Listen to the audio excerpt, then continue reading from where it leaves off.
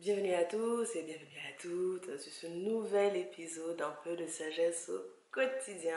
Ici, c'est le podcast où nous appliquons la sagesse divine à notre quotidien, ceci afin de vivre le bonheur au quotidien. À chaque épisode, je vous partage une clé.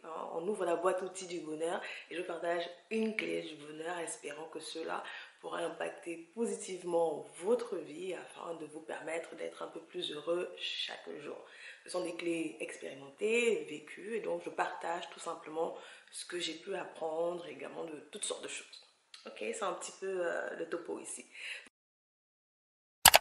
Donc je suis Gaëlle et aujourd'hui on se retrouve pour un épisode de Book Club, avec ce livre-là, intitulé What Women Don't Know and Men Don't Tell You, The Unspoken Rules of Finding Lasting Love, ou encore en français, ce que les femmes ne savent pas et les hommes ne vous disent pas, les règles tacites des relations et de la recherche d'un amour durable.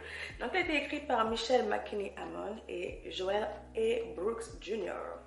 Donc, un excellent livre. Un excellent livre. J'aime beaucoup Michelle McKinney-Amon. C'est vraiment une de mes auteurs favorites. Une de mes auteurs favorites. C'est une auteure chrétienne qui va beaucoup parler aux femmes. Elle s'adresse principalement aux femmes. Elle va parler du célibat, donc savoir apprécier son célibat, l'amour, les relations, tout cela. Donc, bien évidemment, avec un spectre de chrétienté, puisqu'elle est chrétienne. Chrétienté, puisqu'elle est chrétienne.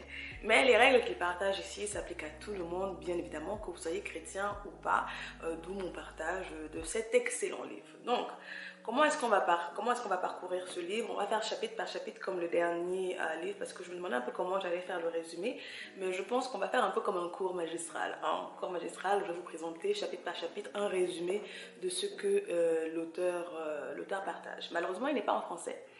Donc j'ai pris vraiment du temps. J'espère que vous apprécierez. Traduire chaque phrase, apprendre les sens et tout. Donc j'espère que ce book club vous sera très utile si vous avez des problématiques en ce qui concerne les relations. Ok? On va commencer avec la 4e de couverture que j'ai traduite bien évidemment. Et elle nous dit ceci. Ce que vous ne savez pas sur vous-même vous gênera.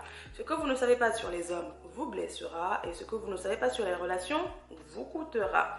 Pourquoi la recherche moderne de romans se termine-t-elle si souvent par la déception, en particulier pour les femmes? Est-ce quelque chose que nous faisons, quelque chose que nous ne faisons pas? Manquons-nous des informations importantes sur le sexe opposé ou sur nous-mêmes? Y a-t-il quelque chose qui ne va pas chez nous que nous aspirons si désespérément jusqu'à ce que la mort nous sépare? Malheureusement, de nombreuses femmes considèrent aujourd'hui leur célibat continu comme une faiblesse ou un manque de valeur. En vérité, nos rêves ne se réalisent pas parce que nous ne méritons pas qu'ils se réalisent, mais souvent à cause de fausses hypothèses. Hypothèses qui peuvent être facilement corrigées.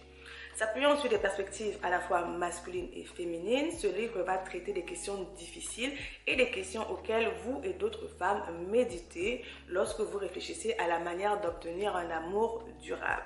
Ce que les femmes ne savent pas et les hommes ne vous disent pas vous aidera à ajuster vos désirs, à redéfinir ce qui vous attire, à définir vos valeurs, à déterminer vos objectifs, vous libérant enfin pour poursuivre la relation amoureuse dont vous avez envie. Alors, partager un petit peu, donc ce livre est tourné vers les femmes, bien évidemment, qui veulent avoir des relations durables, qui veulent se marier, qui veulent vivre ce type de relation profonde-là. En tant que chrétiens, forcément, eux, ils ne parlent que du mariage, mais il y en a certains qui vivent en concubinage, d'autres, après maintenant, chacun fait ce qu'il veut. Mais si vous voulez des relations justement durables, ce type de relation-là, ce livre est pour vous. Bien évidemment, il n'est pas pour ceux qui sont dans la hook-up culture, où on se met ensemble, on couche et puis on change. C'est pas pour vous et il n'y a pas de problème. Il y a des livres pour tout le monde. Ici, c'est celles qui veulent une relation prospère, une relation où on s'épanouit, où on construit quelque chose ensemble, où on bâtit quelque chose. Et c'est souvent ces femmes-là qui sont le plus blessées dans les relations parce que parfois on a du mal à savoir. On se fait parfois avoir par certains gigolos, certains hommes bizarres. Mais du coup, nos deux auteurs, donc un homme et une femme, sont là aujourd'hui pour nous donner quelques clés. Bien sûr, le livre ne va pas couvrir toutes les clés fondamentales des relations, mais ils viennent apporter leur pierre à l'édifice en espérant que cela vous sera utile. Alors, avant de commencer, ce que j'ai beaucoup apprécié, c'est le fait que ce livre soit écrit conjointement par un homme et une femme. C'est vrai que généralement, c'est souvent soit un homme, soit une femme qui écrit des relations des livres sur les relations. Et donc, avoir du coup ce point de vue en dualité est très intéressant parce que c'est vrai qu'on va souvent regarder uniquement ce que les femmes vont nous dire sur les relations, mais c'est aussi important d'écouter ce que les hommes ont à dire parce que bon, on veut se mettre en couple avec des hommes, donc en tant que femme ou avec des femmes en tant qu'hommes, donc autant mieux connaître la psychologie de l'autre. Comme je disais dans le précédent épisode de podcast sur le fait de connaître, étudier la psychologie du sexe opposé. Donc j'ai beaucoup apprécié ce point de vue-là. C'est vrai qu'aujourd'hui c'est assez complexe la question de sexualité des deux côtés, où on a des pôles qui sont vraiment comment dire, on a des contenus très polarisés. Soit c'est les hommes alpha, ce qu'on appelle red pill, soit aussi c'est les femmes de l'autre côté. Donc c'est très difficile, mais on peut trouver un juste milieu. Pas besoin d'être dans les extrêmes à chaque fois. Commençons. Dans le livre, il est constitué de 14 chapitres et on va passer chapitre par chapitre. Bien évidemment, je vais faire très court. Très court. Parce que c'est quand même un livre de voilà, 200 pages à peu près. 190. Ouais, 200 pages. Donc, on va faire très résumé. Ok, on commence par le chapitre, l'introduction. Dans l'introduction, les auteurs nous demandent en tant que femmes, puisqu'ils s'adressent aux femmes, s'il vous plaît, femmes, d'utiliser notre tête. Ah oui. Le premier point, c'est femmes utilisent sa tête. C'est vrai qu'on a tendance à entrer dans les relations avec le cœur. Les femmes sont émotionnelles, beaucoup plus que... on est émotionnel, on est sentimental, on pense avec le cœur, on pense avec les émotions.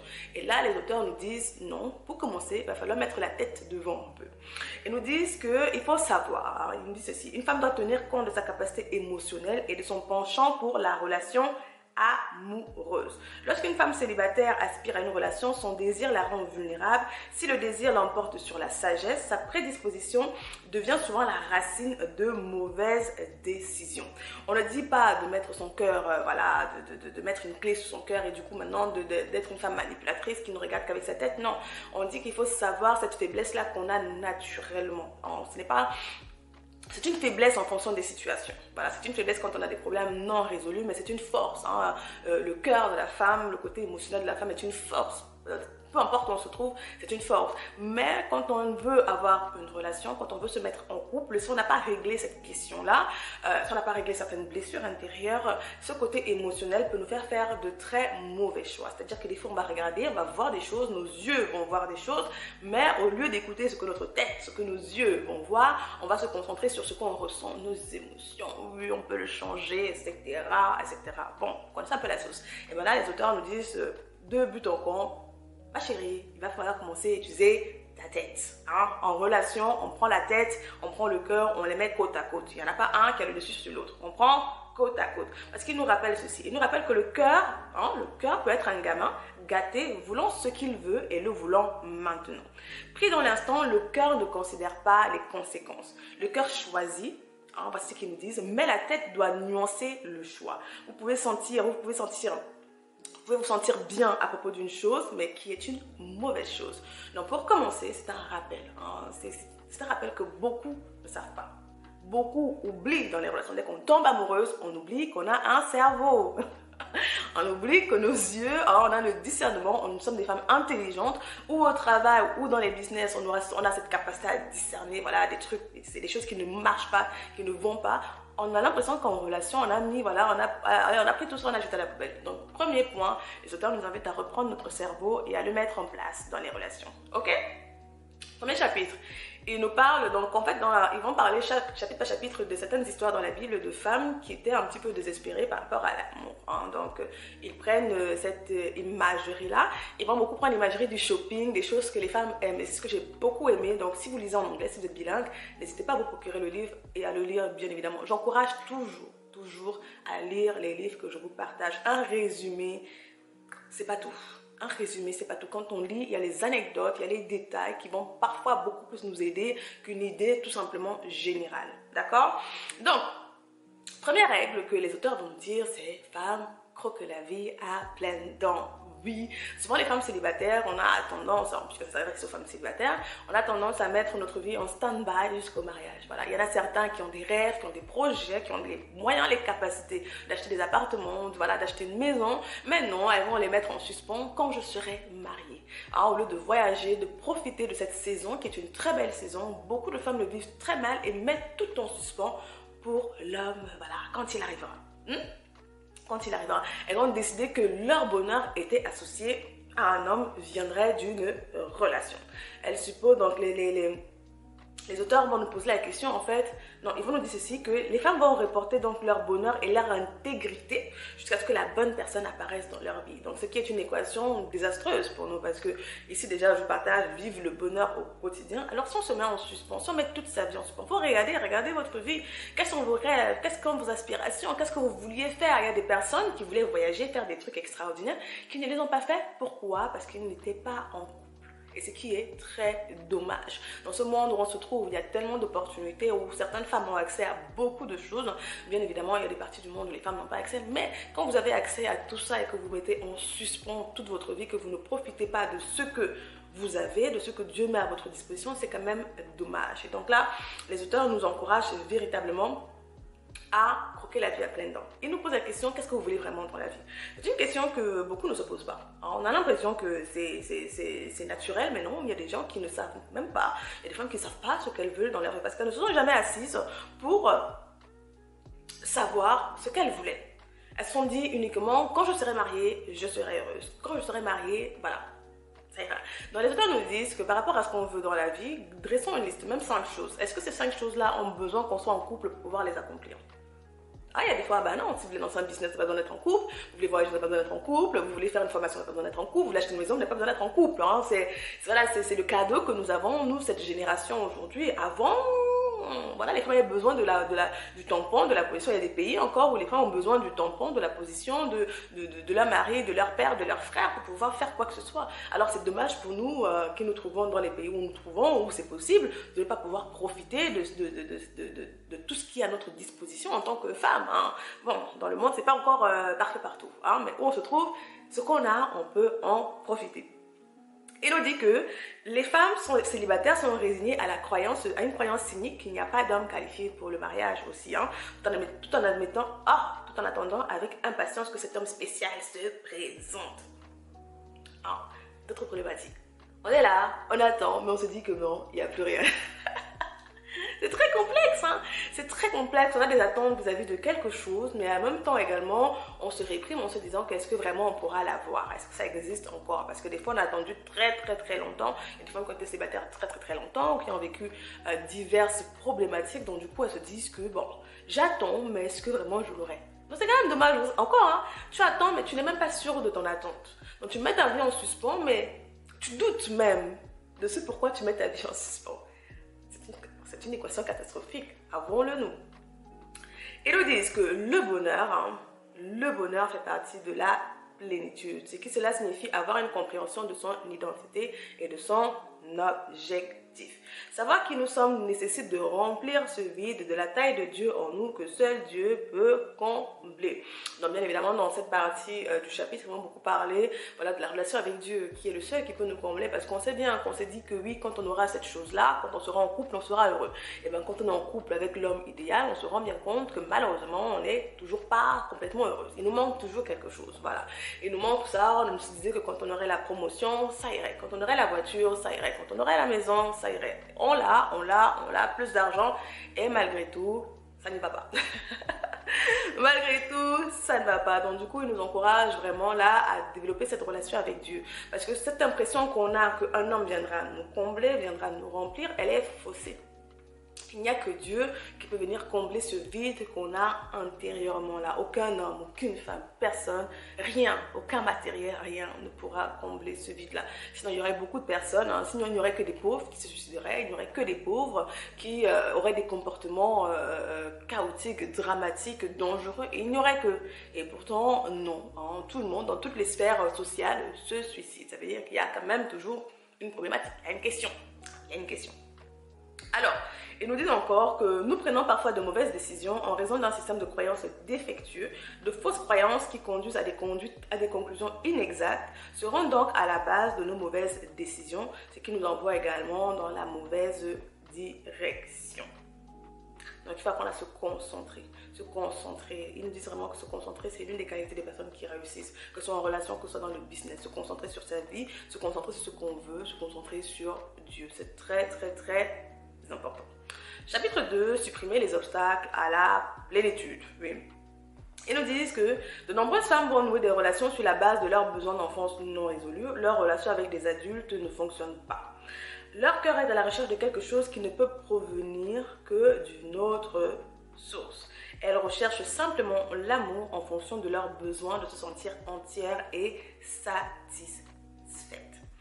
Donc oui, dans le précédent épisode, je le mettrai en lien, je disais que pour avoir de meilleures relations, il fallait d'abord être une meilleure personne. Il fallait régler ses problèmes. On a tout tendance à regarder les problèmes chez les autres, mais il fallait régler ses problèmes. Pourquoi? Parce que ces blessures intérieures qu'on a, que ce soit de précédentes relations, de relations familiales, surtout nous les femmes avec les relations avec les pères qui sont très capitales. Très capitales. Aujourd'hui, on le voit. Aujourd'hui, on en parle beaucoup plus. Donc, on comprend beaucoup plus la position très importante d'un père dans la vie d'une femme parce que cette relation va déterminer comment elle va se comporter avec les hommes demain, ce qu'elle va laisser tolérer, ce qu'elle va tolérer vis-à-vis des attitudes de certains hommes dans sa vie plus tard. Donc c'est capital. Donc certaines femmes n'ont pas eu une très bonne relation avec leur père ou n'ont quasiment pas eu du tout de relation avec leur père, ce qui va entraîner une certaine recherche de cette affection-là chez les hommes au final demain. Donc ici, les auteurs nous encouragent à regarder à nous-mêmes. Ça peut être avec le père, avec la mère, ça peut être différentes choses. Ça peut être différentes choses ou d'une précédente relation où voilà, on a subi des abus, on a subi différentes problématiques. Donc les auteurs nous disent que il faut prendre soin de cela. Il faut régler cette problématique-là parce que tant qu'on ne règle pas cette problématique-là, la manière dont on voit les choses est faussée parce qu'on les voit au spectre vis-à-vis avec le miroir de nos blessures intérieures. Si notre père n'était pas présent, par exemple, c'est un exemple grossier, quand on était enfant ou autre, on va rechercher la compagnie permanente, on va rechercher cette acceptation-là. On va rechercher vraiment dans des relations à savoir toujours tout, donc on peut devenir obsessionnel, ça peut tourner dans l'obsession. Ou si notre père, voilà, il n'y avait pas cette attention-là, il n'y avait pas vraiment, il y avait du rejet, on va chercher, on va tomber facilement pour les hommes qui nous valorisent, alors que même s'ils nous valorisent, c'est juste de la manipulation. Il y a beaucoup de choses dans leurs actes, dans leurs paroles qui ne collent pas par rapport à ce qu'on veut, c'est-à-dire le mariage. C'est comme ça que beaucoup de femmes vont se retrouver dans des relations qui ne coïncident pas avec ce qu'elles aspirent véritablement. Parce que cet homme, par exemple, à un moment donné, leur a donné de l'affection qu'elles n'avaient pas auparavant, qu'elles n'ont jamais eu auparavant. Et donc, du coup, elles se retrouvent là en se disant que lui, au moins, il me donne de l'affection. Donc, du coup, je vais attendre. Sauf qu'elles peuvent attendre éternellement. Donc, les auteurs nous disent, prenez soin de cette problématique. Ne négligez pas ce qui vous a blessé, ce qui vous a offensé, voilà, ce qui vous a marqué, enfant, adulte, peu importe l'âge, adolescente. Ne négligez pas cela. Cela influe sur vos relations futures. Et nous disent que rappelez-vous que votre illusion est la chose qui, selon vous, vous amènera à la plénitude que Dieu seul peut donner. Le besoin est un problème de survie, tandis que le désir est un problème de bonheur. Donc des fois, on fait la différence. Pourquoi on fait la différence? On mélange ce qui est désir et besoin. Une relation, en fait, ce n'est pas tellement un besoin.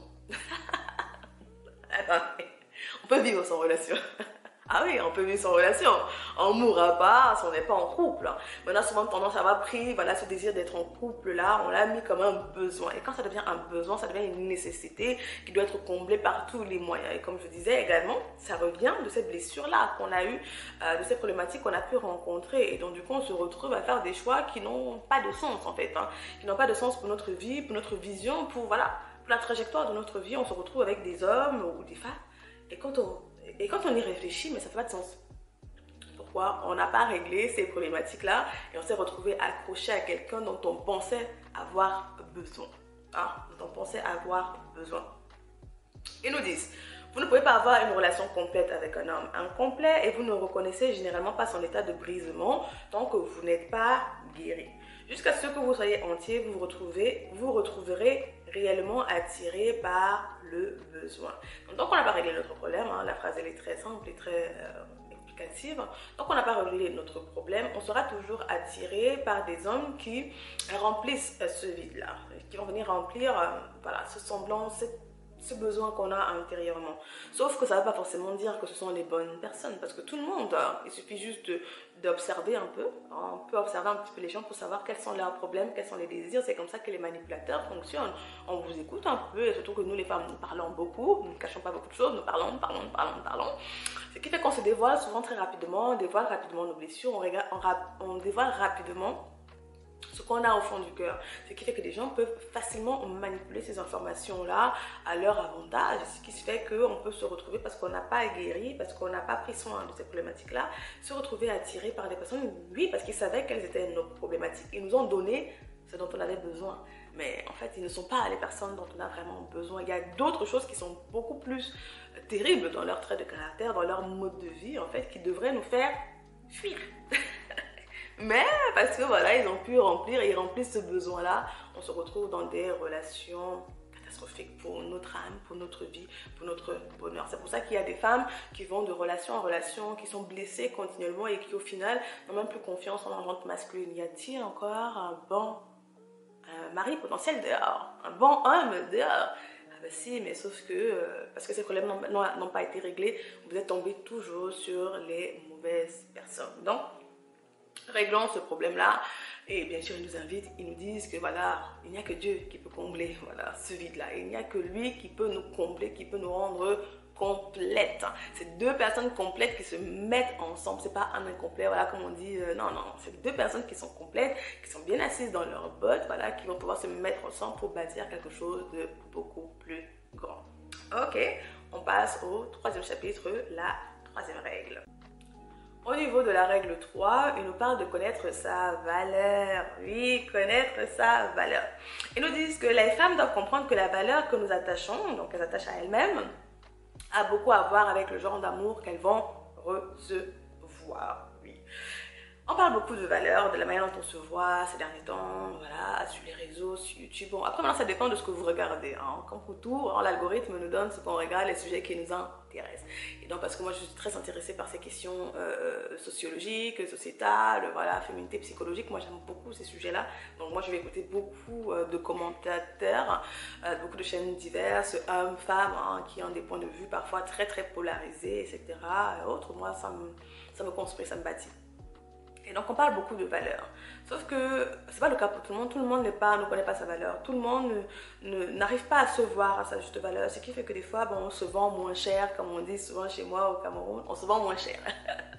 Parce que tu ne sais pas combien tu vaux, tu ne sais pas combien tu coûtes à cause voilà, de toutes les blessures, de toutes les problématiques. Donc certaines femmes, elles ont beau être extrêmement belles, extrêmement compétentes, extrêmement intelligentes, douces, tout ce que vous voyez, elles ont une très mauvaise vision d'elles-mêmes, ce qui font que, comme on va parler, parce qu'ici ils prenaient vraiment beaucoup les illustrations avec le shopping, hein. Ils prenaient vraiment beaucoup les illustrations avec le shopping, elles vont se vendre en solde, voilà, elles vont se vendre en solde, moins cher, parce qu'elles ont l'impression qu'elles ne valent pas le prix haut de gamme, le prix de luxe qu'elles valent, ce qui fait qu'elles vont souvent tolérer voilà, certaines relations très compliquées. C'est comme ça va de même pour les hommes comme pour les femmes, hein. Ça va de même comme pour les hommes pour les femmes. Et ils nous expliquent que il y a une différence entre, ils ont pris une imagerie, ils ont pris l'imagerie d'un sac et ils disent qu'il y a une différence entre le prix et le coût et il faut comprendre cela. Ils vont nous dire ceci: le prix est une valeur prédéterminée, fixée sur quelque chose proposé à la vente. En revanche, le coût est déterminé par la dépense totale requise en émotions et en temps passé, aussi bien que ce qu'il faut financièrement pour obtenir et maintenir l'objet de votre désir. Ils nous disent que penser à mettre un prix sur son amour reviendrait à le déprécier. Certaines choses ne devraient jamais être vendues. Cependant, un homme devrait avoir à compter le coût pour être avec vous. Ils disent que le coût, forcément, il y a le prix en haut et puis le coût, c'est tout ce qui a rentré en compte pour fabriquer l'objet. Ils nous disent en fait que le coût va interdire l'expérimentation. Ils nous rappellent une chose très capitale parce que c'est un argument qui est utilisé énormément dans notre culture aujourd'hui, très libéraliste, très libératrice. On dit souvent que non, il faut vivre ensemble pour tester, pour voir, voilà, est-ce que ça matche bien, il faut d'abord coucher ensemble pour voir si ça matche bien au lit, pour voir si on pourra aller. Ils nous disent, comme Jordan Peterson avait dit, une femme n'est pas une voiture qu'on essaye. Ah bon. Et ici, ils nous disent qu'en tant que femme, vous n'êtes pas un test gustatif. Aucun homme ne devrait être en mesure de vous échantillonner et de décider s'il veut payer les frais associés à votre réclamation. Il ne devrait pas non plus avoir la liberté de goûter et de vous délaisser à la recherche de quelque chose qui, selon lui, pourrait être meilleur ou avoir un prix inférieur. Par conséquent, l'homme qui veut s'impliquer avec vous devrait avoir à compter le coup. Rembobinons et répétons-nous ça. On n'est pas un test gustatif, nous ne sommes pas une voiture. On n'essaye pas et puis on voit. Non. Nous sommes un être humain, non, on ne teste pas. C'est pas une voiture, on va tester et puis on va ramener au service après-vente. Oh non, je suis plus intéressée, remboursez-moi. Non, les hommes peuvent, et c'est ça que malheureusement beaucoup de femmes ne veulent pas l'entendre. On ne veut pas l'entendre, on a l'impression qu'on ne peut pas coucher comme les hommes et puis non, on ne peut pas. Ça ne marche pas, la plupart des femmes, ça ne marche pas bien. Non, ça ne marche pas bien. Il y en a certaines, hein, voilà. Mais la plupart des femmes, ça ne donne pas un bon résultat. Vous avez pu faire l'expérience, je ne sais pas. Disons, dites-moi en commentaire. Si parmi toutes vos relations où vous allez coucher et tout, et vous êtes séparés, est-ce que ça vous a laissé indemne? Est-ce que ça vous a laissé sans sentiment et tout? Ok, bon, non, c'est toujours blessant, vous offrez parce qu'une femme souffre. C'est la femme qui souffre. Et puis quelqu'un vous dit après, ah ben non, c'était pas... Oh non, je suis plus intéressée. Oh, franchement, c'est blessant et c'est vexant. Et donc ici, les auteurs veulent nous rappeler que en tant que femme, on a de la valeur, on a un coût. Et l'homme qui voudrait être avec nous, ça, rappelons-nous, c'est pour les femmes qui veulent se marier. Hein, c'est pour les femmes qui veulent se marier. C'est qui veulent pas, qui veulent des relations à long terme, qui veulent des longues relations, des relations intenses. Les autres, il n'y a pas de problème. Il n'y a pas de problème. Ici, ça reste une catégorie particulière.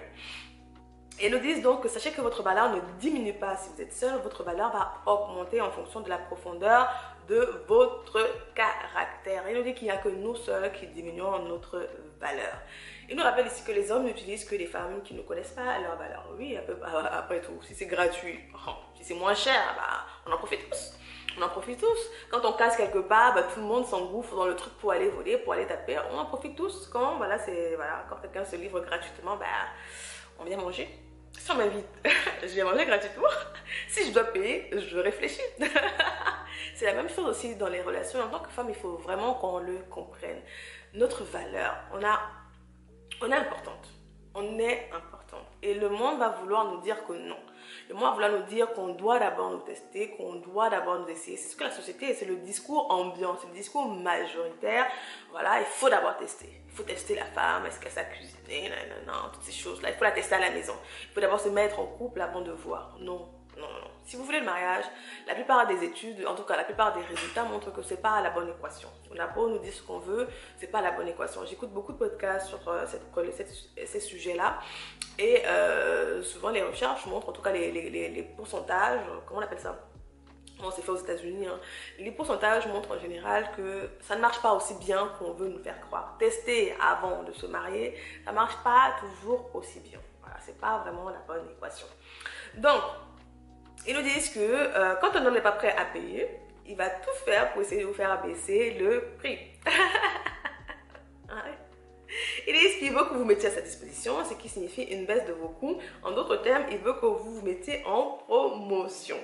Oui, hein, tout le monde essaie de nous arnaquer, même dans le domaine des relations. Bah oui, si vous trouvez en face d'un homme, il va essayer de tout faire pour profiter, voir quelles sont vos limites, voir jusqu'où vous allez aller, voir si ce que vous dites est vraiment ce que vous vivez ou pas.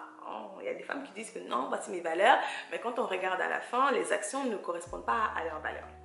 Ils nous disent donc que les hommes utilisent des femmes qui ne connaissent pas leurs valeurs et cela se produit parce que les femmes se tournent vers les hommes pour leur validation ou leur affirmation. Donc, il va falloir prendre soin de ça, cette question identitaire-là, de s'arrêter dans sa période de célibat, de travailler sur cette question-là. Ils nous disent que la détermination de la valeur est une question subjective. Ce qui vaut pour l'un ne vaut peut-être pas pour l'autre. Voilà. Un et l'autre, voilà. Chacun a un 8 pour un autre. Voilà, toutes ces questions où voilà, on va noter les femmes. Voilà, si vous restez juste dans cette sphère-là, vous allez croire qu'il n'y a personne d'available. Il n'y a personne qui ne sera jamais disponible pour vous. Et des hommes viendront vous faire croire qu'il n'y aura jamais personne pour vous. Il n'y a que. Il n'y a qu'eux qui ont eu pitié de vous pour vous accepter tel que vous êtes. Non. Alors, réglons cette question-là. Et bien sûr, on nous rappelle que Dieu nous voit à travers un miroir excellent. Pour lui, nous avons la plus grande valeur, puisqu'après tout, il a donné son Fils pour nous. Donc, nous avons tant de valeur à ses yeux. Et il nous rappelle ceci. Aux yeux de Dieu, notre valeur est égale à la vie de son Fils et Jésus. Il est donc logique que Dieu place la barre très haute en ce qui concerne l'intimité et les relations sexuelles. Dieu a déterminé que l'engagement à vie serait le coût d'une relation sexuelle avec vous. C'est ainsi que Dieu voit votre valeur. D'accord? Donc, faisons attention. Bien sûr, il y en a qui couchent, il y en a qui ne couchent pas. Bon, chacun maintenant a son spectre de valeurs, son spectre d'idées. Hein. Vous faites ce que vous voulez. Je vous partage les conseils des auteurs. Hein. Vous en faites ce que vous voulez. Mais voilà, c'est sûr qu'en tant que chrétien, ou dans certaines autres religions, il est mis vraiment cette emphase-là. Est-ce que le fait d'être resté pur, de ne pas avoir couché avant le mariage, va faire en sorte que, va déterminer si votre mariage sera excellent ou pas? Bien sûr que non. Oh, non, le sexe ne détermine pas qu'on est couché avant ou pas. Non. Non, non, non, non. Il y a beaucoup plus d'autres choses qui rentrent en compte dans le mariage, dans une relation profonde, dans une relation excellente. Il y a beaucoup d'autres choses que le sexe. C'est pour ça que même en couchant ensemble, ça ne veut rien dire par rapport à la longévité de la relation, parce qu'il y a d'autres facteurs qui rentrent en compte. La quatrième règle, voilà, il me demande encore, voilà, il parle encore de valeur, il revient vraiment sur ce sujet-là, que les femmes devraient vraiment être très discriminatoires comme les hommes à cet égard-là. C'est-à-dire qu'il faut savoir regarder les hommes. Des fois, on va regarder tout simplement les critères, on va prendre en compte les critères des hommes pour nous, hein, mais on sera très légère. Hein. Souvent, les femmes sont très légères par rapport à ce qu'elles attendent des hommes. Si un homme fait juste un peu ça, il nous donne un petit peu l'attention, c'est bon. Non. Directement, on l'appelle le bon. Directement, on lui donne un titre et tout. Alors que non. Non, non, non. Il ne remplit pas les cases même de ce que devrait être voilà, un époux demain. Donc, il faut faire très attention. Là, ils nous disent de la même façon qu'on peut être dur avec les femmes, il faut aussi être dur. Il faut avoir certaines attentes vis-à-vis des hommes. Ils nous disent que les gens, anciennement et inconsciemment, essaient de diminuer votre valeur depuis votre naissance, etc., etc. Et ils vont dire donc en plaçant sa confiance en Dieu, on peut regarder objectivement maintenant également les hommes. Quand on a sa valeur, quand on sait ce qu'on vaut, quand on est conscient, ça ne veut pas dire qu'on est orgueilleux, quand on est conscient de sa valeur, ben on aura des attentes vis-à-vis de la personne qui va se présenter en face de nous. C'est pour ça que la valeur est très déterminante. La manière dont on se voit est très déterminante. Si on prend dans les maisons, dans les maisons de luxe, tout ça, un sac Chanel, vous pouvez faire ce que vous voulez, son prix, c'est le prix. Voilà, son prix, c'est le prix, il ne diminuera pas, il ne descendra pas, voilà, que ce soit Chanel, Fendi, etc. Il ne descendra pas, hein. Non, il ne descendra pas. Ou le sac Kelly, il ne descendra pas. Son prix, c'est le prix. Soit vous mettez le prix, soit vous ne mettez pas le prix. Soit vous rabattez sur H&M, Shein et autres, mais non. Et donc, du coup, cette connaissance de la valeur, là, va déterminer qui peut vous avoir. Hein, bien sûr, c'est entre guillemets, qui peut vous avoir, qui peut postuler à être votre époux.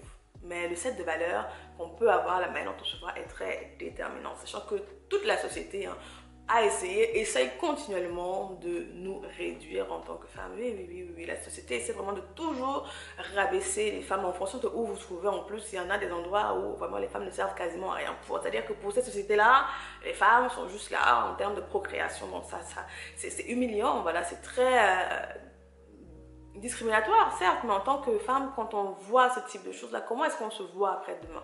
Donc, vous voyez, c'est très important d'y réfléchir. Durant sa période de célibat, d'y réfléchir et de travailler dessus. Hein, de travailler, de ne pas se précipiter à être juste en couple pour être en couple, parce que les amis sont en couple, parce qu'on va tout le monde en couple, parce que notre tante veut qu'on soit en couple, parce qu'on nous demande depuis, mais quand? Non, il faut régler ces problématiques-là. Et dit, la confiance en Dieu vous délivre du besoin. Quand vous avez Dieu, vous ne penserez plus avoir besoin des autres pour vous assurer. Et c'est vrai. Et c'est vrai. Je peux l'attester. C'est vrai. Il dit donc, sachez qui vous êtes, ce dont vous êtes digne et comportez-vous de cette manière. Un homme agira avec considération et respect lorsqu'il sait que vous ne tolérerez pas un mauvais comportement. Donc au final, les femmes sont les personnes qui vont déterminer ce qui va se passer dans leur relation ou pas. Et c'est ce qu'on oublie, c'est ce qu'on nous... C'est ce que, en tout cas, tous les discours ambiants majoritaires vraiment ont essayé d'effacer. Que nous avons le contrôle, nous ouvrons la porte, hein, nous ouvrons la porte. C'est nous qui acceptons certaines choses, la manière dont les autres vont nous traiter. Chapitre 5, il nous parle de savoir maintenant ce qu'on veut. Hein, ce qu'on veut et ce que l'autre veut. Ils disent que les femmes ne comprennent pas que les hommes classent les femmes. Hein. Bon, si vous avez un peu, si vous lisez souvent beaucoup un petit peu sur ce sujet-là, c'est des sujets que c'est des problématiques que vous comprenez déjà, mais certaines ne savent pas. Les hommes vont mettre les femmes dans différents départements, dans différentes catégories. Celle qu'on présente à sa mère, celle qu'on épouse, celle avec qui on a juste un coup d'un soir, celle voilà, qui est fan, celle avec qui on peut expérimenter différentes choses, celle avec, voilà. Ils vont les catégoriser. Hein. C'est comme ça qu'ils fonctionnent. Voilà, c'est les hommes. Et donc, il faut apprendre à écouter. Voilà, on parle beaucoup, mais c'est une compétence, c'est l'écoute qui va être capitale pour nous. Une compétence très importante. Écoutez ce que l'homme va nous dire. C'est-à-dire ce prétendant qui est en face de vous, votre petit copain ou autre, écoutez ce qu'il a à dire. Comment envisagez-vous et imaginez-vous un avenir avec quelqu'un qui n'a pas discuté avoir un avenir avec vous? Rappelez-vous, on parle des femmes qui veulent se marier. Ah, rappelez-vous, on parle des femmes qui veulent se marier. Ils disent comment? On n'a pas discuté d'avenir, mais nous en fait, on s'est déjà projeté très loin alors que l'autre ne nous a rien dit. Donc c'est où on reprend notre tête, notre cerveau, on le remet en place, on le branche et on l'utilise. Ils nous disent d'écouter ce que les hommes disent. Dans certains cas, les hommes vous mentent et vont nous tromper, mais dans la plupart des cas, ce sont les femmes qui se trompent. Donc ils nous disent la meilleure manière de se protéger, c'est d'écouter. Ce qui est important, c'est que cet homme soit intentionné dans sa poursuite. Il ne vous laissera pas imaginer des choses. Des fois, on va se poser, mais souvent dans les séries, on voit souvent ça. Hein. Les femmes qui sont en couple, on voit leur copine, voilà, ce qui s'est passé, qu'en penses-tu? Tu penses quoi? Tu penses qu'il voulait dire quoi par ça et tout. Donc, des fois, on est là, on a des doutes. On va faire des suppositions, on va faire, voilà, des conjectures, je sais plus quoi le mot. Mais, ils nous disent, en fait, quand un homme est intentionnel, il nous le dit. Et donc, c'est très important. D'où la notion d'écoute. Hein. D'où la notion d'écoute, parce que les hommes parlent. Comme on parle, les hommes parlent et ils disent ce qu'ils veulent. Ils disent ce qu'ils veulent. Donc, il faut écouter les hommes pour savoir quelles sont les intentions et voir si leurs actions vont également en accord avec leurs paroles. Parce qu'il y a beaucoup de beaux parleurs ici dehors. Il y a beaucoup de beaux parleurs. Il y a beaucoup de femmes qui se font avoir par des beaux parleurs. Je vais faire ça, tu es la femme de ma vie, tu es ceci, tu es cela. Les actions ne coïncident pas avec tout ce qu'ils déclarent. Je t'aime. Non, mais les actions, est-ce que les actions prouvent ce que cet homme t'a dit? Donc, ici il nous dit, vous devez écouter l'homme afin de savoir quelles sont ses intentions. Tout ce à quoi on pense finira par se dire à haute voix. Vous devez écouter ce qu'il dit et apprendre à le prendre au pied de la lettre. Voilà, c'est on nous rappelle de sortir de cette fantaisie très féminine hein, où voilà, on projette sur cet homme ce qu'on voudrait bien voir alors qu'il nous montre quelque chose qui n'a rien à voir avec cela. Donc, écoutons. Faisons attention aux actions de ces hommes-là. Pendant que vous posez des questions, assurez-vous de ne pas attacher vos désirs. S'il vous dit que le mariage n'est pas dans ses plans immédiats, mais plus tard, croyez-le, vous ne le ferez pas changer d'avis. Ah, c'est triste, hein? Mais c'est à comprendre. C'est à comprendre et à mettre en application, tout simplement. Écoutons ce que les hommes nous disent et prenons-les au pied du mot, au pied de la lettre. Si les actions ne coïncident pas avec les mots, les intentions qu'ils en disent, c'est un menteur. Et là, on prend nos clics et nos claques et on se tire. Règle numéro 6, il faut garder son cœur au bon endroit. On revient par rapport au cœur, par rapport à la façon dont on va se voir, par rapport à notre valeur, à notre identité. Ils me disent que la façon dont votre cœur se sent affecté, va affecter votre sentiment d'identité et cela détermine également notre estime de soi. Non seulement le motif de l'homme envers vous doit être vérifié, mais le motif envers lui doit également être vérifié. Pourquoi voulez-vous cet homme? Bien que votre cœur soit précieux, Dieu considère également le cœur de cet homme. Et là maintenant, c'est la responsabilité de chacun. Que voulons-nous des autres? Que veut-il de nous? Donc, il faut parler. Hein? Parler et se garder. Je pense que le terme est assez clair. Hein? Si un homme n'est pas disposé à vous poursuivre, il n'est sûrement pas disposé à s'engager. Voilà. En tout cas, les auteurs ici n'encouragent pas les femmes à poursuivre les hommes. C'est vrai que nous sommes dans la société très moderne hein, où différents types de discours circulent, mais les auteurs dans ce livre n'encouragent absolument pas les femmes à poursuivre des hommes. Parce qu'ils disent que quand une femme va poursuivre un homme, elle sera toujours dans une certaine incertitude. Est-ce qu'il me voulait vraiment? est-ce que demain, il ne me laissera pas pour aller poursuivre celle qu'il voulait vraiment? Vous voyez? Parce que souvent les hommes vont pas dire non, attends, une occasion de sexe gratuit qui va dire non. Les hommes en général, non, ils disent pas non. Donc, en tant que femme, on peut toujours avoir ce sentiment d'inquiétude-là. Est-ce que vraiment j'étais sa number one? Puisque c'est nous qui avons poursuivi. C'est nous qui avons fait tout le travail, entre guillemets. Donc, c'est nous qui allons rester un petit peu sur cette phase-là. Est-ce que incertitude, là, est-ce qu'il peut pousser également à certaines jalousies, certains comportements qui pourront être destructeurs pour la relation, bien que cet homme-là était vraiment engagé vis-à-vis de vous. Bon, on le voit beaucoup dans les séries, mais les séries sont également un reflet de comment les relations se passent dans la vraie vie, avec certaines exagérations aussi. Voilà. Ils nous disent qu'un homme devrait vous désirer et la preuve du désir est la poursuite. S'il ne vous poursuit pas, c'est qu'il ne veut pas de vous. Ah! Chapitre 7, donc c'est la règle 7.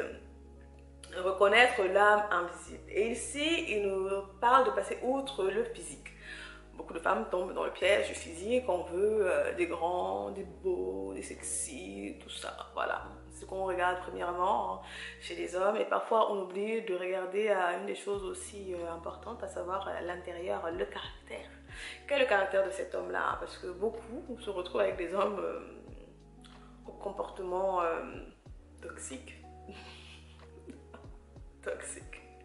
On se retrouve avec des personnes avec lesquelles on n'a pas du tout la même vision, on n'a pas les mêmes objectifs. Donc au départ, oui, parce que les opposés s'attirent, comme on dit, il peut y avoir de l'attraction sexuelle, le renouveau. Mais à long terme, ça ne marche pas parce que les valeurs, les fondements, et cet homme n'a pas tout simplement un bon caractère.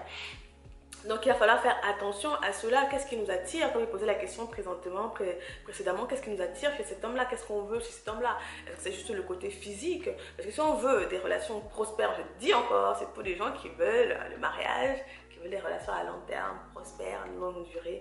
Et dessus, pour ce type de relation-là, ce sont les valeurs. Parce qu'une fois qu'on a couché ensemble, une fois qu'on est sorti de l'euphorie, il y a quoi après? Il y a quoi après? Il y a tout le reste. On dit que le sexe, c'est vraiment la cerise sur le gâteau, c'est pas le repas principal, c'est le dessert. Ce dont on a besoin qui va nous donner des forces, c'est le repas, c'est pas le dessert. Le dessert participe, il est bon, mais c'est pas ça qui va nous nourrir. Il nous rappelle ici que le lieu du pouvoir dans toute relation est le lieu d'accord. Beaucoup peut être accompli lorsque deux sont en accord. Le mariage est fondé sur des valeurs communes. Donc le mariage fondé sur des valeurs communes a donc plus de potentiel pour durer et une plus grande capacité d'effectivité que les unions nées d'une forte attirance entre personnes opposées. Les valeurs partagées sont nécessaires pour une relation heureuse et durable. Donc, ayons une vision pour notre vie, ayons des objectifs. Et ça va nous permettre, quand on va rencontrer des personnes, à pouvoir détecter si oui ou non on peut se mettre ensemble. Ça marche pour les hommes comme pour les femmes. D'accord? La vision de la vie, ce qu'on attend de la vie, ce qu'on veut faire dans la vie, doit déterminer également ce qu'on va pouvoir accepter ou pas. Tout le monde qui vient à nous, même s'il peut avoir un bon caractère, si on n'a pas la même vision, ça ne sert à rien parce qu'on va dans une direction opposée. Donc, on doit pouvoir aller ensemble dans la même direction. Ok? On passe au chapitre 8, la règle numéro 8. Donc la règle numéro 8 nous dit, sachez ce que vous voulez. Il y a beaucoup de choses qu'on nous veut dans la vie, mais qu'on n'a pas vraiment besoin. Voilà. Ils disent qu'il y a un problème. C'est ce que les auteurs nous disent. Il y a deux grands dangers à se marier par besoin. Tout d'abord, vous ne vous marierez pas par désir authentique. Et deuxièmement, parce qu'un homme ne peut vous guérir, tout ce que vous cherchez ne sera pas trouvé. Donc là, vraiment, ils vont prendre tout ce qu'on a parlé précédemment pour venir faire un petit peu un sum-up, pour nous expliquer pourquoi cette manière de voir les choses est fondamentalement fausse et c'est pour ça que nos relations ne marchent pas. Certains sont mis en couple, comme ils disent, parce qu'ils avaient un besoin affectif, un besoin affectif qui devait être comblé. Sur le coup, on ne se rend pas compte que c'est un besoin affectif qui dirige nos actions, qui dirige nos pas, mais dans la relation, au fur et à mesure, on a certaines attentes qui sont parfois irréalistes et que l'autre ne peut pas remplir tout simplement parce que ce n'est pas son rôle. Parce que ce n'est pas son rôle. Donc il faudra faire attention à cela. Ils disent que quand vous n'êtes pas complet, il est difficile de distinguer le désir du besoin. Donc faisons attention. Puis, on revient dessus. Chapitre 9. Donc la règle numéro 9, c'est d'être patient. D'être patient. La patience nous aidera beaucoup et nous sauvera beaucoup. Il nous dit ceci. N'importe qui peut entretenir une façade pendant un certain temps, mais la patience est révélatrice. Si vous attendez, des schémas de cohérence et d'incohérence finiront par faire surface. Les gens font des choses selon des schémas. Tomber amoureux et aimer sont deux problèmes différents. Tomber amoureux de ce que je ressens, l'amour concerne ce que je fais pour les autres.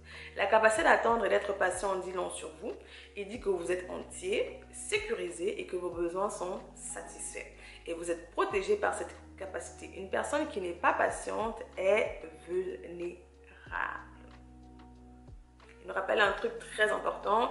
Le manque de patience est un défaut majeur dans la vie de nombreuses femmes. Elles donnent leur cœur et leur corps beaucoup trop tôt. Un homme doit être prêt à attendre pour vous avoir complètement. Ouais. Qu'as-tu de dire de plus là-dedans? Utilisons la patience.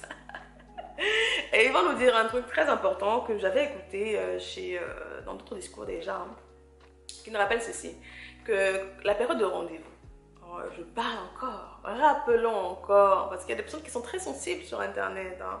Ils écoutent des discours qui ne correspondent pas à leur vision et directement ils se sentent offusqués. Non, non, c'est pas pour vous, c'est tout. Il nous rappelle que la période de rendez-vous, hein, c'est-à-dire quand on vient de commencer à se voir et tout, c'est pas pour entrer dans le lit directement. La période de rendez-vous, c'est où on fait la collecte de données. Et je me rappelle, c'était un message d'un pasteur que j'avais écouté il y a très longtemps, qui disait que en anglais c'est dating, hein. Quand on sort ensemble au départ, c'est dating. Et il me rappelle que dating veut dire prendre des datas, hein, prendre des renseignements, des infos sur cet homme ou sur cette femme. C'est à ça que ça sert au départ, dating. C'est pas juste te coucher et puis faire la line rose. Non, c'est pour prendre des informations sur cet homme pour savoir si oui ou non cet homme ou cette femme est digne de nous. Ça ne veut pas dire que c'est une mauvaise personne, mais on va voir certaines choses, certains caractères, certaines choses qu'ils vont dire, hein, parce qu'on dit les intentions, on sort toujours, tout sort, vont pouvoir nous permettre de déterminer si on va dans la même direction, si c'est possible que ça marche entre nous ou pas. Donc on ne s'attache pas dans la période dating, on collecte des informations, on ne couche pas ensemble parce que le sexe, surtout chez les femmes, va venir flouter complètement la vision, l'objectivité. C'est pour ça qu'on dit en général de garder le sexe pour un peu plus tard.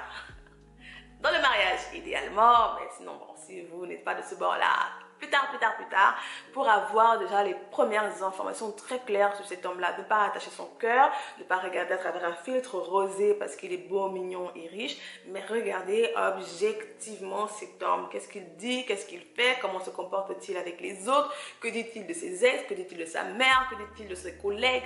Tout ce qu'il va dire va être important parce que la manière dont il parle des gens va refléter son caractère. La manière dont il va agir, la manière dont il va traiter les autres reflète son caractère. Il va pouvoir le déterminer, il va vous aider à déterminer si c'est une bonne personne avec qui vous pouvez avancer un peu plus loin ou pas, ou vous arrêtez là. Ne soyons pas sentimentales, rappelez-vous, le cerveau est activé. Hein? Il nous dit qu'il y a de nombreuses forces à l'œuvre lorsque vous tombez amoureux. La patience permet à l'amour de devenir la force prééminente de la relation. L'amour va maintenir la relation, pas l'engouement, l'attraction ou même le désir. Et c'est souvent ça, moi j'aime souvent beaucoup écouter sur YouTube les vidéos des couples, des vieux couples, voilà, qui ont été ensemble depuis 50 ans, 35 ans, 40 ans, 45 ans. Quel était le secret, voilà, de votre longévité? Et c'est très instructif. Donc n'hésitez pas à regarder, moi j'aime souvent beaucoup. Et on voit bien que c'est pas le sexe, hein. C'est pas le sexe qui vient en premier. Ah, et en général, ces papiers, ces mamies ne nous disent pas que parce que le sexe était tellement bon qu'on a pu rester voilà, 40 ans ensemble. Non, c'était pas ça. Donc, laissons ça et apprenons à observer le caractère, voilà, des hommes qui vont se présenter en face de nous. Une fois qu'on a réglé, voilà, toutes ces problématiques-là, on est plus à même, voilà, d'être plus acide. Maintenant, on va pouvoir, en tant que femme, faire attention du coup, à nos tendances féminines, hein, et à être plutôt objectif, voilà, à se dire que nous sommes en mission pour étudier l'homme. Nous sommes en mission. Donc, c'est ce que l'auteur nous dit. Chapitre 10, donc c'est la règle numéro 10 d'être réaliste. Ce que vous pensez et ce qui est sont deux choses différentes. Les femmes doivent vivre dans la réalité. Voilà, dans la réalité. C'est ce que je disais dans l'épisode précédent, où je disais que fallait faire attention à... On ne peut pas changer les gens. Alors, ne peut pas changer les gens. Voilà, on ne peut pas changer les gens. Répétons encore, on ne peut pas changer les gens. Vous ne pouvez pas changer cet homme-là. Ce que vous voyez, c'est ce que vous aurez. Voilà, si vous voyez des choses pendant que vous êtes encore à la période, à la phase de rendez-vous, sortir ensemble, et que vous décidez de vous marier, ce sera pareil dans le couple. Il n'y aura pas de changement. Il n'y aura pas de changement. Rappelons-nous cela. Et donc, il faut savoir regarder donc, les gens objectivement, de voir si ce qu'ils vous présentent, c'est quelque chose que vous êtes prêt à supporter, à accepter. Ils nous disent que les femmes font souvent l'erreur de penser qu'elles peuvent changer l'homme après leur mariage. Mais le meilleur moment pour observer le changement est avant que vous soyez dans une relation engagée. Car l'homme à ce moment-là est très motivé pour vous gagner. S'il ne change pas pour vous gagner, alors il ne changera sûrement pas après vous avoir eu. Vous n'avez ni le pouvoir ni l'autorité de changer un homme, mais son désir pour vous peut le conduire à faire des changements nécessaires pour se qualifier pour vous. Ok? Donc si un homme n'a pas fait beaucoup d'efforts au départ, il ne fera pas beaucoup d'efforts plus tard. Voilà.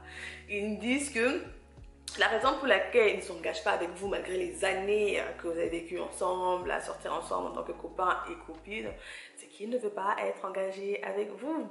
Il n'y a rien d'autre, il n'y a pas de secret. Un homme ne fera jamais ce qu'il ne veut pas. Donc s'il ne le fait pas, c'est qu'il ne le veut pas. Aussi simple que cela, il n'y a pas d'excuses, parce que les gens vont nous sortir des excuses, mais quand un homme veut, il peut. On a vu tellement d'histoires d'hommes et tout qui sont restés en couple avec des femmes des années, et après on apprend qu'il est parti, je sais pas moi, au bled, ou après s'être séparé, 6 mois plus tard il s'est marié.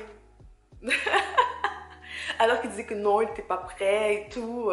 Alors, il est resté 3 ans, 5 ans, 6 ans, 8 ans. Et puis après, il rencontre une femme et 6 mois après, il est marié.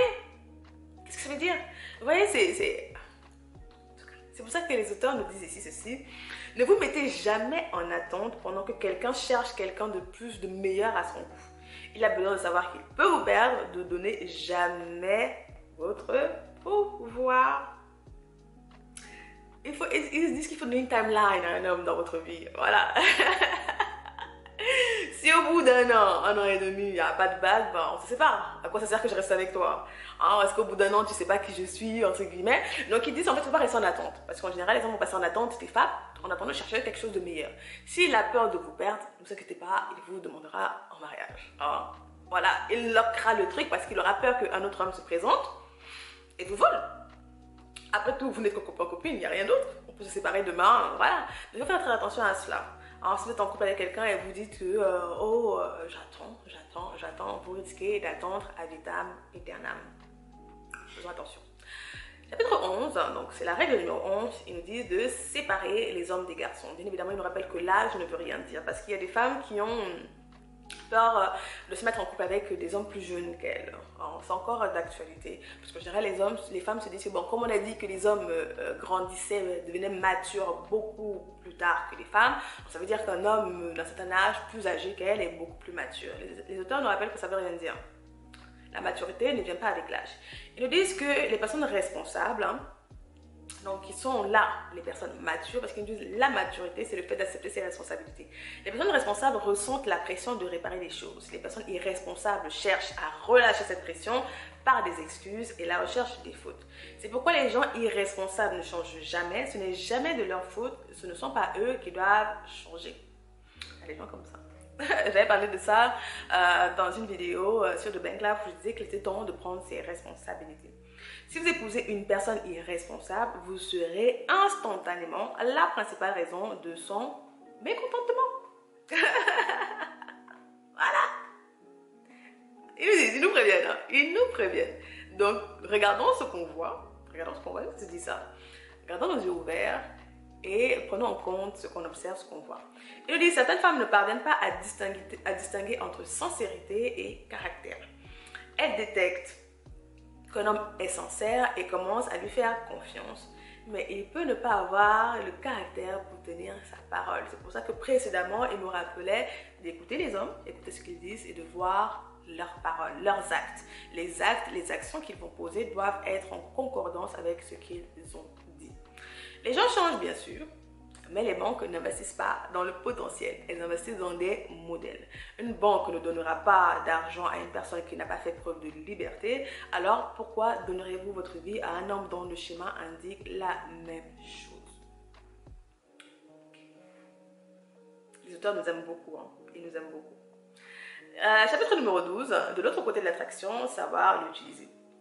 Donc là maintenant, ils vont encourager les femmes parce que bon, c'est souvent une problématique qui est beaucoup dans tout ce qui est monde spirituel. On a demandé aux femmes de plus s'habiller, de plus se maquiller. Voilà, ce sont certains déboires. Certains déboires, voilà, des religions. Hein, les religions ont dit que pour se sanctifier, pour être pur et tout, il fallait plus bien s'habiller, il fallait plus bien se maquiller, il fallait plus bien, voilà, il fallait être fade. C'est ce qu'ils ont dit aux femmes. Hein, c'est toujours aux femmes qu'on dit ça, c'est toujours les femmes. Et si les auteurs nous disent que, bah non, c'est faux, déjà c'est faux. Si vous êtes dans ce cas-là, sachez que c'est faux. Vous n'avez pas le fait que vous ne mettiez pas de rouge à lèvres, que vous ne mettiez pas de vernis à ongles ne veut absolument rien dire par rapport à votre pureté. Ça ne veut rien dire. Mais ce qui est sûr, c'est qu'il y a manière de s'habiller, bien évidemment, en fonction des espaces, en fonction de ce qu'on veut. Et donc ici, les auteurs vont nous dire une chose. Ils vont nous rappeler que, c'est pour ça qu'on parlait dans les précédents épisodes, je disais qu'il faut apprendre la psychologie masculine. Ils nous rappellent que les hommes sont visuels. Hein, les hommes aiment ce qu'ils voient. Donc voilà, ils sont attirés par ce qu'ils voient. Les femmes, oui, mais beaucoup plus parce qu'elles entendent. C'est pour ça que c'est très important. Faire attention à qui on laisse nos oreilles parce que les hommes vont nous remplir de belles paroles. C'est pour ça que parfois on a des femmes qui sont avec des hommes, on se dit mais il n'y a rien. Pourquoi elle est avec elle? Pourquoi elle est avec lui en fait? Parce qu'il n'y a rien qui match et pourtant elle est folle amoureuse. Pourquoi les paroles? Donc les hommes sont attirés par ce qu'ils voient, les femmes sont attirées par ce qu'elles entendent. Et donc du coup, si on veut se marier, si on veut se mettre voilà, sur le terrain, attirer l'homme de sa vie, on a déjà pris soin, hein, tous les précédents chapitres de l'intérieur, sa vision, de sa valeur, de son identité, on a compris certaines choses, qu'il ne veut pas se vendre moins cher, voilà, qu'il aura un bon caractère, etc. Bah, il nous rappelle que le physique n'est pas à jeter à la poubelle.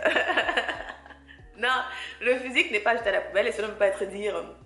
Et cela ne veut pas dire faire un taille 30 ou un taille 34 alors que vous êtes dans du 40. Hein, non, c'est pas ça. Hein. Bien évidemment, c'est le contraire. Si vous êtes déjà mince de base, il n'y a pas de souci. Hein, chacun a son poids. Il n'y a pas de discrimination. Ok? Mais ce qu'ils disent ici, ce qu'ils nous disent ici, c'est qu'il faut être en bonne santé. Il faut prendre soin de soi, bien s'habiller, bien se chouchouter. Voilà, se mettre en valeur. Se mettre en valeur. Beaucoup de femmes, voilà... ne se rendent pas compte que leur comportement, le mauvais type d'amis ou de mauvaises habitudes peuvent leur avoir coûté ce qui aurait pu être une excellente relation. Donc non seulement il faut prendre soin de son physique, être en bonne santé, se sentir bien, parce que même quand on prend soin de soi, on se sent bien, hein, notre valeur, notre estime de soi est augmentée, on se voit mieux. Hein. C'est pour ça qu'en général, c'est pas toujours le cas, mais si on regarde objectivement, quand on se voit en bonne santé, quand on se voit bien, on fait du sport, on se sent sexy dans son corps, premièrement d'abord soi-même, on a une certaine attitude qui va avec, alors que quand on se sent moins bien voilà, dans son corps, ça reflète également sur l'atmosphère qui est autour de nous, sur comment on va se comporter et parfois ce qu'on va tolérer, parce qu'on se dit, bah, je ne mérite que ça.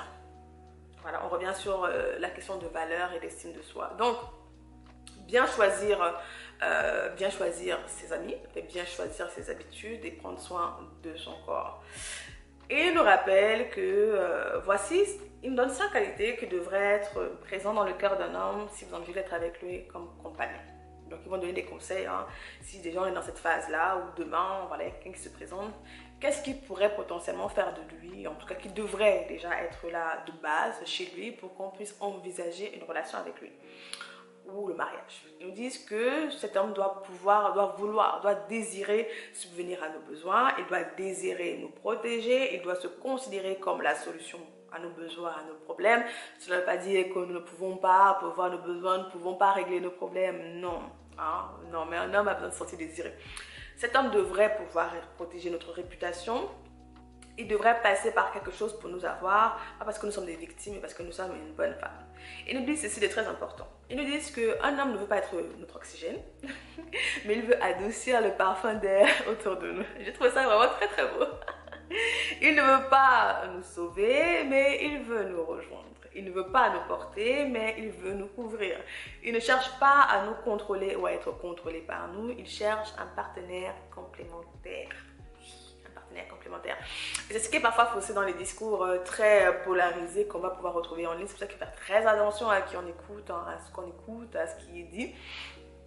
Que ce soit de l'autre côté ou de l'autre côté, hein. Ça, chez les hommes extrêmes là-bas ou chez les femmes extrêmes là-bas. Il faut faire très attention en fonction de ce qu'on veut, hein, toujours. Hein. Si c'est ça que vous voulez, bah, allez dans les coins où vous voulez. Mais voilà un petit peu les conseils que les auteurs vont nous donner pour bien déterminer ce qu'est un potentiel bonhomme.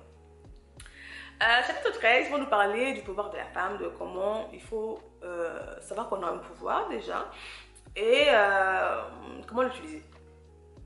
Ils vont nous dire qu'on a le pouvoir de transformer le cœur d'un homme. Voilà, on a le pouvoir de pousser les hommes à faire plus, à se dépasser. En général, les guerres ont été causées par quoi? On dit souvent par des femmes.